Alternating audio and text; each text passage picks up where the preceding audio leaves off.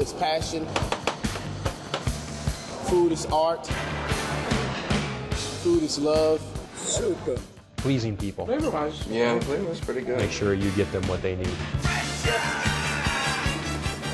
I don't think people realize what kind of talent we have in the military. Food is morale in the military. The duties of a military chef can be as varied as a menu, from serving up rations at a chow hall to creating culinary works of art at international competitions. Regardless of who they're cooking for, theirs is a critical mission: to feed the military masses. This one's gonna be the last one.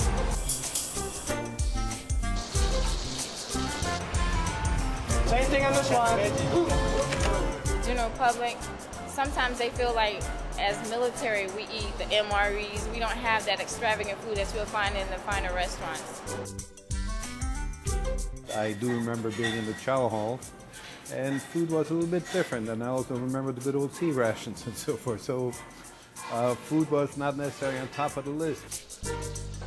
When you think of military cooking, these are probably the images that come to mind, and for a good reason. That's the first thing you think of is the SOS and big chunks of styrofoam, Spam type, things served in the field. And those are based on fact, unfortunately. I mean, that stuff really exists. Are you ready for this? Beautiful. Today's menu, we are doing SOS, which stands for Stuff on a Shingle. In fact, SOS was a featured dish on an episode of the Pentagon Channel's cooking show, The Grill Sergeants. The SOS was a standard meat dish in the breakfast era for all the military, Army, Navy, you name it. What they did is they had to salt their meat in order to take it to the front lines or on a ship or a long distance. And so they take that salted meat, they'd soak it in water and make a nice gravy for it and serve it on toast points. When you're cooking for a large amount of Marines in the chow hall, they're really not concerned if it looks nice in the pan. They just want to eat, They're not too worried if it's a little bit burnt in the side. They just want to eat. They, for the most part, there are a lot of them students, so they come in hungry. You feed them, they're great. Everybody loves you. Yeah, you guys using all these garnishes when I take them? But it's come a long way. Yeah, I don't think people realize what kind of talent we have in the military. We got some of the best chefs in the country.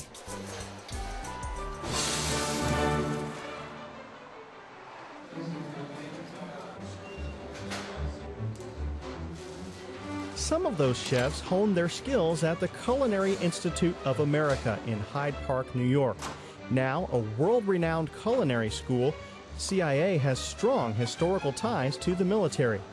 The CIA was created in order to help post-World War II veterans find employment, give them skill sets. Coast Guard Petty Officer First Class James Swenson is one of many military cooks taking part in CIA's chef certification program. Like others, he started out feeding the troops, but has worked his way up to the Secretary of Homeland Security's mess. I decided I want to be a cook, and from there I went to a 378-foot boat, cooked there as a duty cook for about 2.5, 3 years. And then I went to an 87-foot boat, cooked there for about 1.5 years. They selected me as Food Service Specialist of the Year for the Coast Guard, and since I got the award, an admiral picked me up in New London, Connecticut, and I cooked for the superintendent of the Coast Guard Academy for about 7 years, and that's mostly where I picked up most of my culinary training. It is harder to plan and make sure everything goes smooth for the client. Cooking for the admiral, it's a lot harder because the food quality has to be exceptional, because sometimes you're only cooking for 6 guys, and they're going to see everything that you do wrong. Cooking for the guys, it's pretty easy because you have a team with you, and you're cooking large amounts. When you're cooking large amounts, you can always fix it, if you mess up. When you're cooking for a small amount, is a very small room for a mistake. And then you have a certain window that you have to meet to get that food out in, the proper amount of time, and it has to look nice. Sergeant Richard Polanco has a similar story, serving as a cook at Camp Pendleton, and now as a Marine aide for a general in Miramar, California. At the beginning, You think, if I could cook for 3,000, I could definitely cook for 10, which you're wrong. It's just because the time that you need to take to prepare the meals, make sure it tastes good, it's not overcooked, everything, all the cuts got to look the same. It's time consuming. On top of that, you need to set up. You're the one in charge of all the china. You're the one in charge of all the silverware. They got to be polished. Everything got to look good, great. So it's time consuming, very time consuming. I have a passion for cooking, and I've attended many courses, and we also attend the Army Advanced Culinary course at Fort Lee, Virginia, and among other courses within the Air Force as well, and also come up here to the CIA and take classes as well. Everybody's kind of got this preconceived notion of what military food service is. You know, they have this idea of MASH or whatever in their head. You know, they don't realize that these guys back here are, you know, feeding senators and presidents and, you know, heads of state and foreign dignitaries, and I mean, they just, you know, people don't see that part of it. But that's all changing, thanks to the military's involvement in culinary competitions, giving other service members and the general public a chance to see these chefs shine. You got the stress, you got the high expectation, you got the plate up window that's coming way too fast, and you know, your plates need to be hot when they go out. Go, go, go. It's a great motivational tool for these guys to learn their craft and get better. And the ultimate goal is that these guys actually take these skills back to their battleships, their dining facilities, or wherever they go throughout the world and they're feeding the fighting force. That's the main objective here. Yes. Go. Down. 30 minutes to come up with a recipe, and then they have 2 hours to prepare. So the pressure will be on shortly.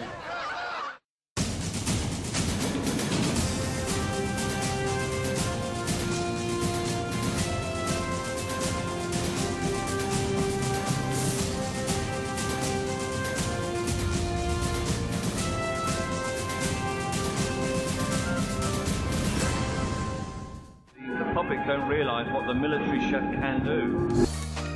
Part training, part PR. The military's best chefs battle it out at competitions all over the world, creating enormous edible centerpieces and culinary masterpieces too pretty to eat. Showing color, technique, cutting techniques. I'm big into ice carving. I always do ice carving competitions. From the coolest concoctions to foot-high flambés, each event is unique.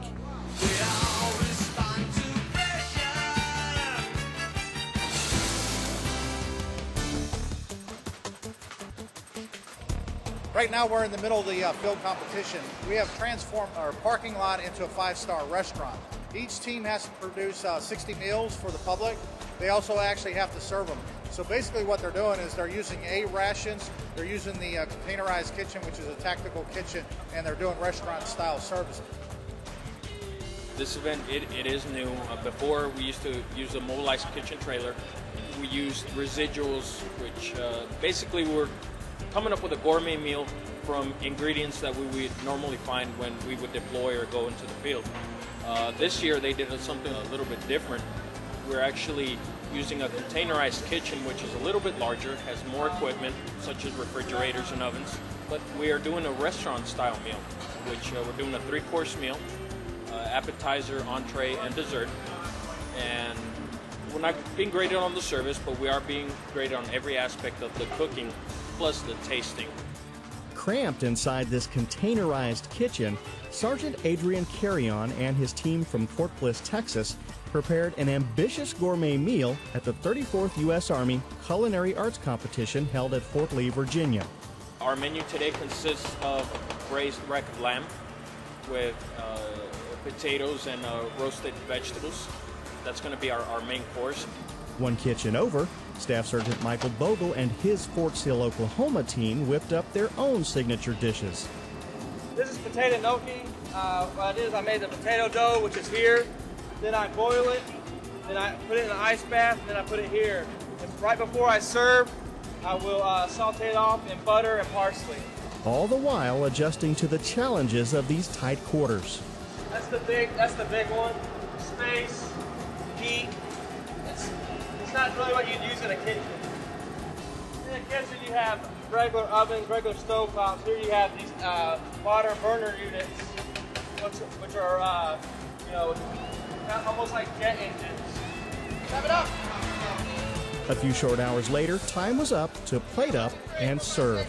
You're not competing against anybody, you're competing against the standard, but you want to do better than the next team. Some of us have not worked on this particular kitchen, but part of being food service is being able to adapt. I mean, just part of being Army. You got to be able to adapt to any situation and overcome and be able to come up with the best meal possible.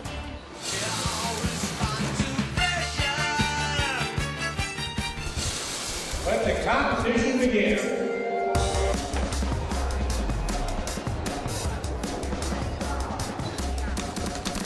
Salt Lake City, Utah, 2008.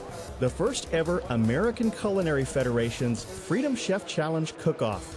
5 two-man teams from each service branch competed side by side in what organizers called Pentagon Kitchen. They don't know what their main ingredient's going to be. They knew what some of the common pantry items were going to be. I mean, you obviously know you're going to have butter, cream, flour, sugar, peppers, onions, all of your basic type stuff. And then from there, it was just kind of, they're going to show up, see what else they have, what else we reveal to them as the secret ingredients, and then go from there. Coast Guard, Navy, Air Force, Army, Marine, the best of the best are here. They're competing, they're throwing cutting boards, and they only have 31 minutes left before they have to plate up. All dishes, all plates, all... In this Iron Chef type challenge, chefs had to rely solely on their culinary skill and a multi-course meal plan that they could adjust on the fly. We got skirt steak, which was ours. That team over there got tenderloin. I'd rather have the tenderloin because it's a little bit tastier and tender. But then it's like any other competition. You just go with it, develop what you want with it. Teams were judged on creativity, taste, presentation, and even attitude. How much they were able to turn up the heat on the competition. Y'all know what happens in combat. The Army's got to go and the Marines come in and salvage everything. I'm saying, hey, are y'all feeling the pressure right now? I see a little bit of sweat. Smack talking is encouraged beyond a shadow of a doubt. I mean, these guys are the best of the best in the military. I mean, these guys are the top chefs. 2008 Armed Forces Chef of the Year, Gunnery Sergeant William Allison admits this food fight was fierce, yet friendly. It's always going to be a professional rivalry because, the Army has been premier in food service and culinary arts in the military for as long as I can remember, for years.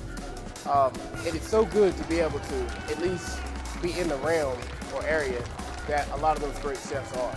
So, and for me to be, along beside them, it was a really great honor.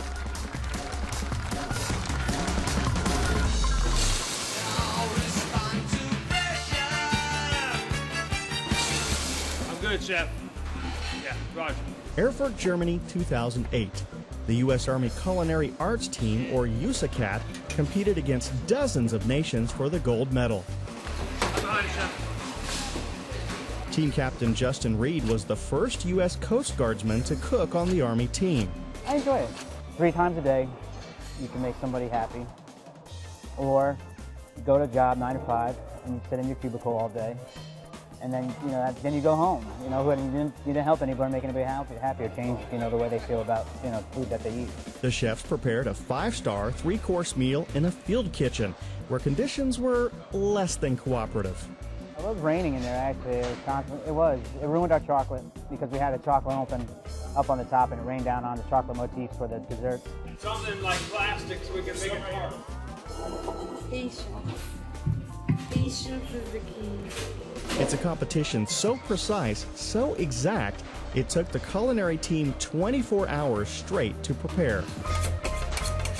Combination of staying awake the whole time and paying attention to all the minute details that'll cost you points or anything in the long run. And then obviously you wouldn't spend the time to cut something like this, but for show work, everything's got to be precise. Because a lot of people, they eat with their eyes first, so if it looks visually appealing, then that's that's a good first step into good cuisine. Once a dish was prepared, the team put on a finishing touch of gelatin glaze to add sheen and preserve the entry. It takes a lot of teamwork to make sure that our work is staying consistent and not getting out of hand. We're not rushing it. So he watches me, I watch him. Blanch it. Yep. Call it a day. Blanch it, chuck it, call it a day. In the end, the U.S. placed second overall in the military category, winning 13 golds and a silver, and inspiring younger cooks to follow their lead. Yeah, I think that motivates them a lot to want to excel, to learn those culinary skills so that when they get to their duty stations, that'll be something that they'll be interested in. Some of these guys, it's their first time, and they see that there is a higher level cooking within all branches of service. So now these guys want to work on their certifications, whether it's through the Culinary Institute of America or whether it's through the American Culinary Federation. And actually, the Army is currently working on a accreditation program where we're going to have the cooks get certified. You're going to do better in the outside world, and it makes you feel better about yourself. It makes you feel like your skills have been tested and true.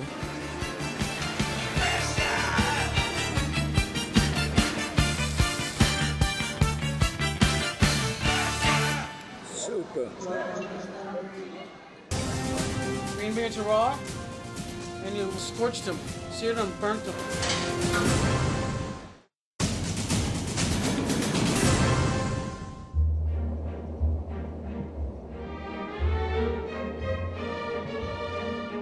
Nestled on a cliff overlooking the scenic Hudson River, The only thing I need to know is what we need. sits the main campus of the Culinary Institute of America, or CIA, in Hyde Park, New York. Here, the streets are named for spices,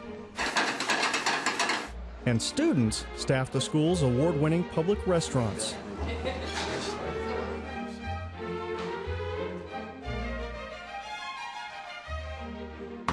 I am making a chicken consomme. What I put in there was the clarification mixture, which takes all the impurities out of the chicken stock that I have in there. It is a mixture of ground chicken with egg whites. Also, it has a mirepoix, which is onions, celery, and carrots. Gunnery Sergeant James Graham is an instructor for the Marines' West Coast Food Management Team. He's one of a dozen military chefs taking the 6-week Pro Chef certification program at the Culinary Institute. I like it. I love to cook. I've always wanted to come to at least do a couple courses here at CIA, and when they told me that it was going to be a 6-week course and I'll get a Pro Chef Level 1 certification out of it, I was in heaven. I know I can make the food taste good. It's just making sure that I'm doing everything up to CIA standards. About 2 years ago, we started with this immersion program for the Marines. They're stationed here for 6 weeks. They're immersed in our philosophies. They start from the basics, and then we move them to a different level. And with this, the other branches are now seeing, hey, there's something to this. There's something to this certification, because out of nowhere, the Marines are now winning some of the competitions. The Marines had the Chef of the Year last year. And so now the other branches are standing up and saying, we want to do that too. And it's nice for us because, you know, we're an equal opportunity lover of all military. So we like to see everyone in here. And it's kind of fun when you have different branches in the same class. You know, they heckle each other, but you can see the true respect amongst them as not only military but as chefs. The Culinary Institute of America has always had strong ties to the military. In fact, CIA started as a vocational training school for World War II veterans. 1946, you got soldiers coming back to the U.S. Two ladies from Connecticut thought, let's give them training, vocational training, so they'll have a great skill that they can be productive and successful members of society, of the workforce. They started the Culinary Institute of America. A storefront. That storefront went to a pretty good-sized building on the Yale campus. Outgrew that. In 1971, we moved here. The CIA even has a military liaison, Staff Sergeant and Certified Chef Guy Winks. I've started teaching here basic stuff, so now I'm teaching culinary fundamentals to military that come through here, nutrition, sanitation, knife skills, things like that. I'm definitely a welcome wagon and a resource for military chefs everywhere. I try to get my name and number and email address out so they can call me up and say, I want to get training, or I want to train my cooks, what can I do? We see the level of training that they're receiving and the professionalism that is recognized when you say CIA, and I think it's important for us to finally come on board and just give our enlisted aides the same kind of training. And so when they do step away eventually from the career field, they have a certification to show for it. They want me to learn as much as I can, not just for the Marine Corps, but for myself, so I could become, if I ever decide to become a chef, I'll have everything to back me up. So they're also looking at, hey, I want to take care of you. At the same time, you're taking care of us. Oh, I'm going to make magic when I get back. Oh, yeah.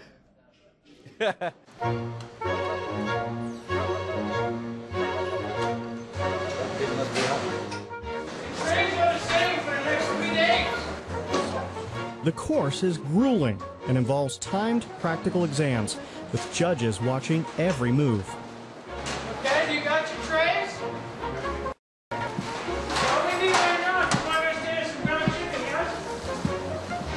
What are you supposed to see for ingredients, guys? In order to pass, these chefs have to create a 3-course meal from prep to plate up in 3 hours.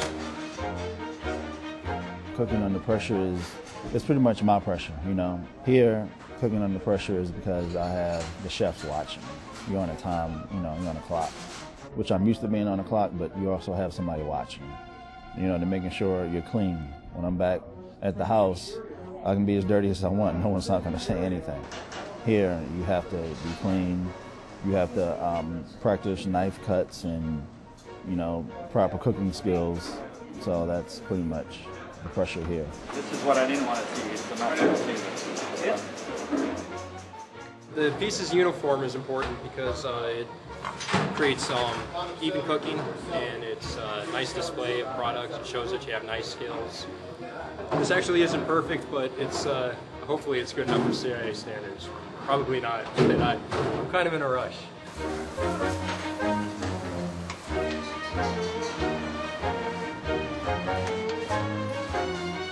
This is about as intense as it gets because their expectations are so high.